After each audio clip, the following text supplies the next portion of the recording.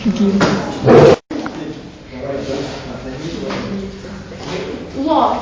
famine, and the wrongly use of veto powers in certain influential countries in the world. What is happening to the world nowadays?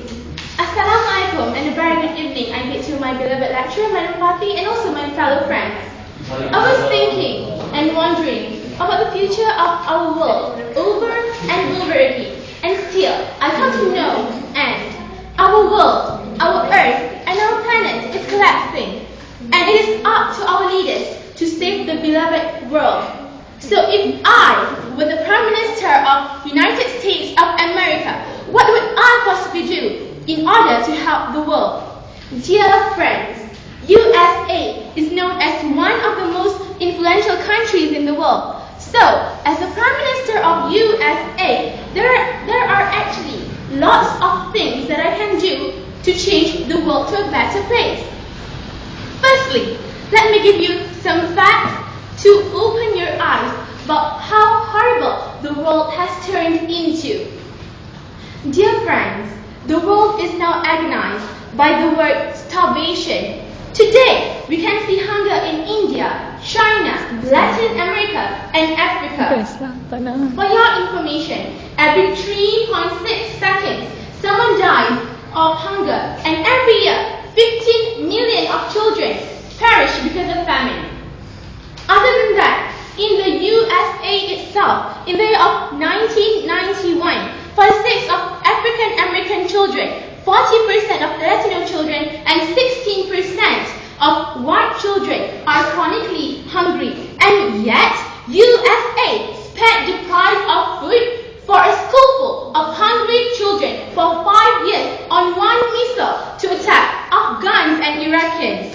More to be told, throughout 1990s, more than 100 million children died from illness and starvation, and those 100 million deaths could be prevented by the price of 10 stealth bombers, or what the world spent on its military for 2 days. So can't you see how it is such a waste to spend the money which is supposed to be on food, on military purposes, and create even more death in the world? So, as the Prime Minister of USA, I will gladly declare the war between USA and Iraq, also Afghanistan, is over. By that way, the cost that was used for military purposes could be cut down and could be spent in better ways. The money will be channeled to United Nations Food and Agriculture to help Southern Africa that faces 2-year drought and poverty. Latin America, India, which has the half of the percentage of poor in the world, and other countries that need help. By that way, the rate of starvation in the world can be decreased and death of the innocents shall be reduced. Dear friends, before I come to my second point, I'd like to explain what veto is. Veto is the right to refuse to allow something to be done, especially the right to stop a law from being passed or a decision from being taken. USA is one of the countries that have veto powers besides France, UK, Russia, and China in United Nations. However, the veto powers that is held by USA and the other 4 countries resembles there is actually no equality. That means there are the limits to the voices of the other small countries, so not all problems can be discussed thoroughly in United Nations conventions.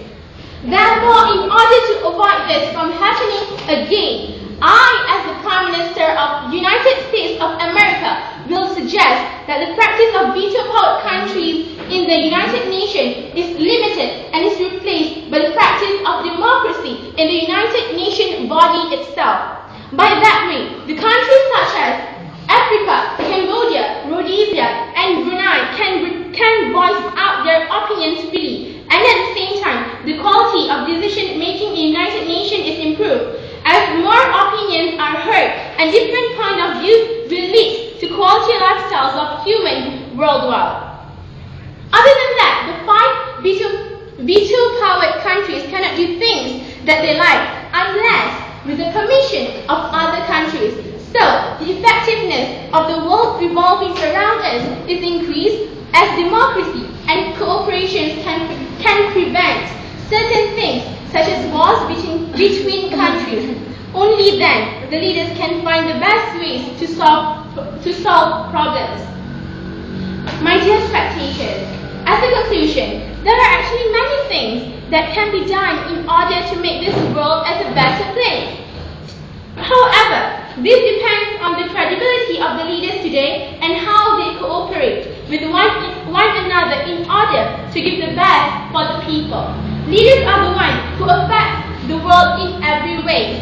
So, leaders of the world, do understand and carry your responsibilities honestly, because you determine the future of the world. And my dear friends, prepare yourself and make the best decision for the world's sake. With that, I thank you.